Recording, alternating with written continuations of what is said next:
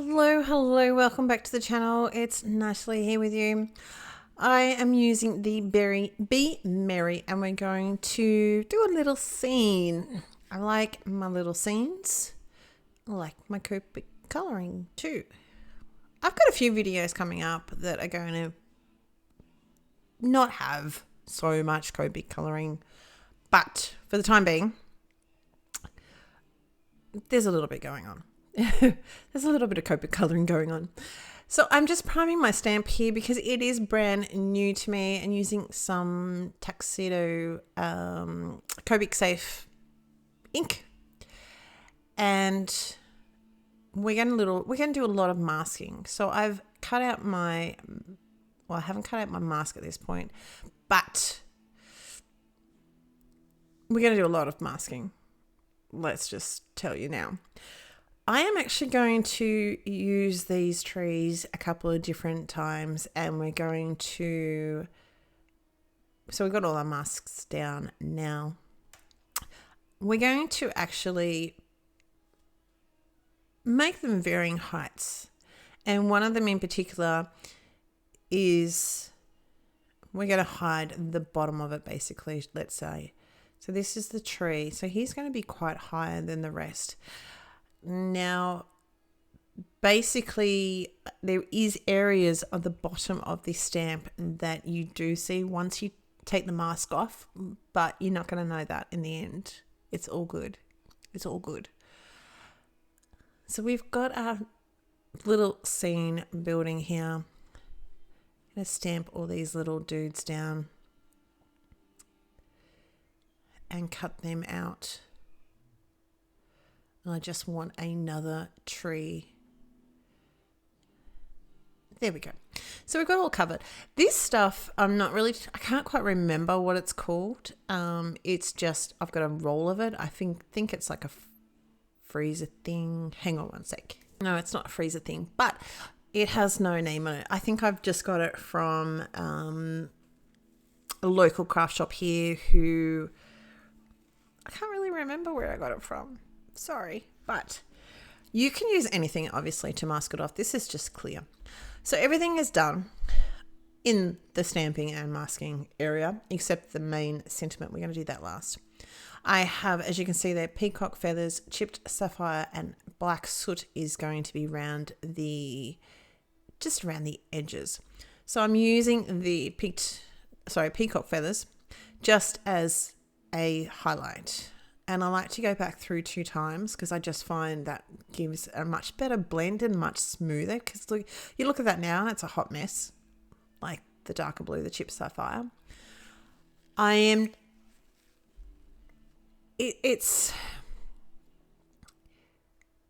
just sort of smooths out a little bit. And just with the second layer, it just makes it so much better. Like you looking at the card now, because I am. It's a nice smooth background.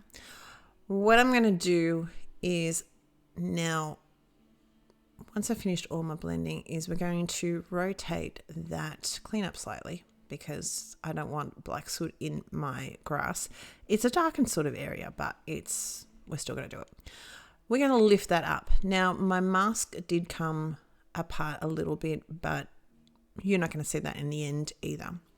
So I've got rustic wilderness and we're pretty much just going to lay that down flat, but I will give it a little bit of interest and a little bit of depth with some markers. This is where the magic all happens. Get that last one. So you can sort of see in between there that I'm pointing that it hasn't quite... I missed a bit, let's put it that way, but we're going to hide it. I've used a multi-liner to just join up. Sometimes when you're masking, it doesn't quite reach everything. Now this marker is dry. There's a saying that we say in Australia. Well, maybe it's just my friend that always says it, but I can't really tell it to you. There's no rude swear words, but it's a bit weird. But, Aussies, we slang everything. You know, there's slang for pretty much everything. But, you know. So I'm going to fight with this, but don't do what I do. Re-ink it. I can't remember whether I needed to. I think I had to get a refill. I didn't have a refill, so I had to make do. So in the end, I did go through. By the time you see the rest of this Christmas tree, it will be done. For my white finger quote snow, I'm just using the C5, C3 and C1. C5 is just going to be right underneath it to give it some depth. I don't know what I'm pointing at there, so sorry. I know what I'm pointing at. In between his arm and his body and also his leg, I've forgotten a bit. It's been masked out and I just forgot to cut it all out. I'm going to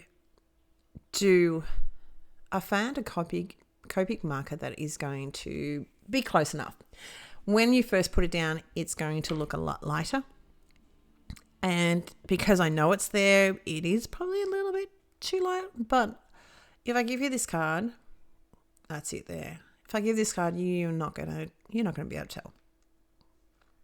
You're not going to look because there's lots happening in this card. The fluff on his hat, the fluff on his hat, let's just call it fluff on the hat. Can we just, people? It's fun. Fluff on the hat. I'm not going to do anything too much. His legs, his arms are both going to have little semicircles. The hat is just going to have little lines for where it's going to indent into his head, and the material is going to fold slightly, shall we say. And I'm just accentuating. I'm not insinuating anything, but I'm accentuating those lines just to try and give it a little bit of depth. I'm using an O marker because I did C5 for his beard and I found it was a little bit too strong. So I did a little bit of the O marker just to soften that a little bit.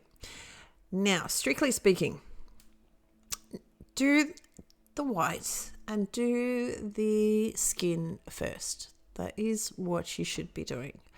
Saying that, there's not much around him, so it's not going to matter too much. But generally speaking, that's what you do. So we've got the E04, E11, EOO, and EOO for his skin. I've got as you can see there, the R59, R46, R24, and going down to 22 for the red. That's pretty much my go-to. That's what I really like for red. It does need to go over twice, but that's pretty much standard. But as you know, Copics are generally, you go over everything twice, and it gives you a much better blend, and it gives you a much deeper colour. That's what I find. That's my go-to. I keep pausing because I keep sniffling. I've got a little bit of hay fever today because I've been out to an open range zoo. Now, if you don't know what that is, I don't know if they have them anywhere else in the world. They probably do. It's open. And they've got lots of animals that we don't really have here. We've got a lot of endangered animals and animals that actually are extinct in the wild or have been pronounced extinct, but then they found a small pocket, like there was the Mongolian wild horse, I think it was.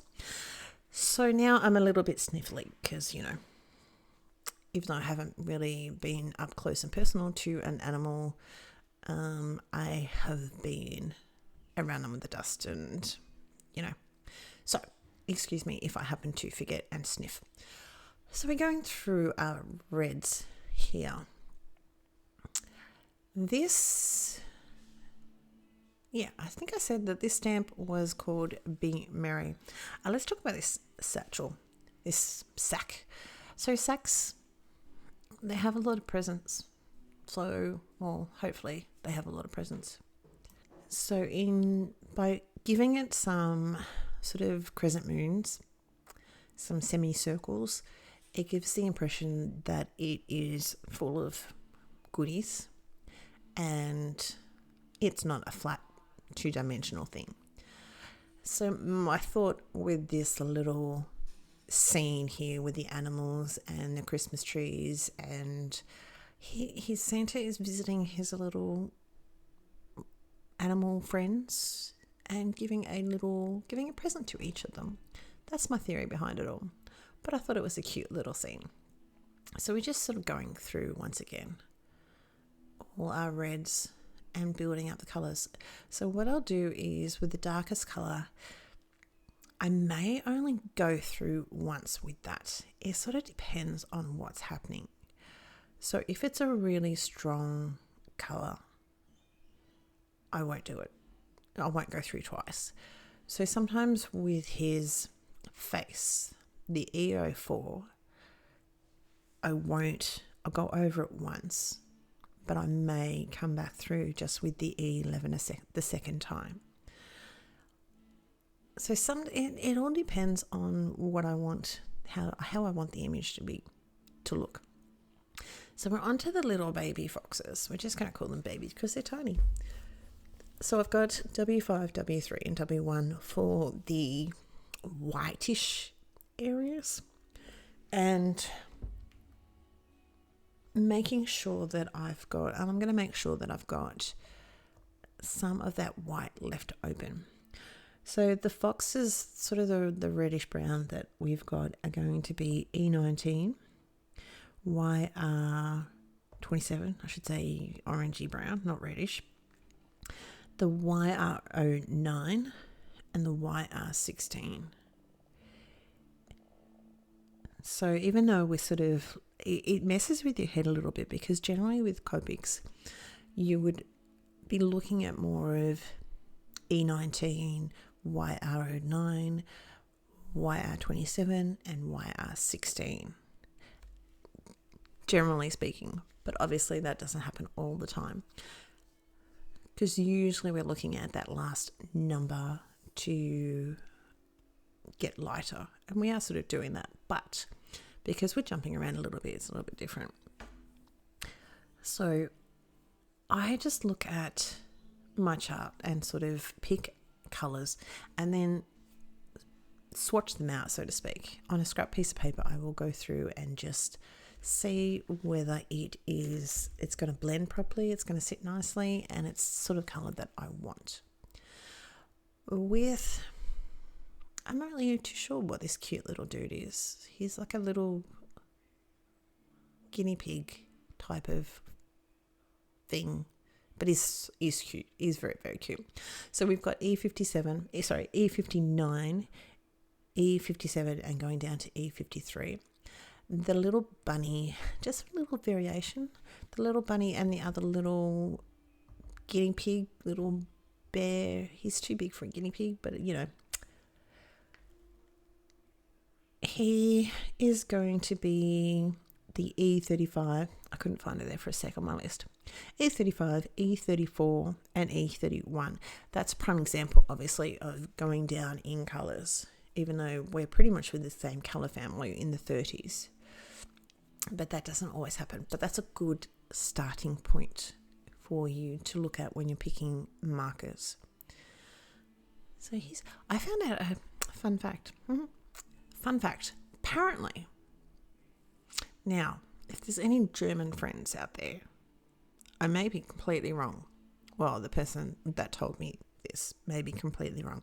Apparently, you're not allowed to have one guinea pig in Germany.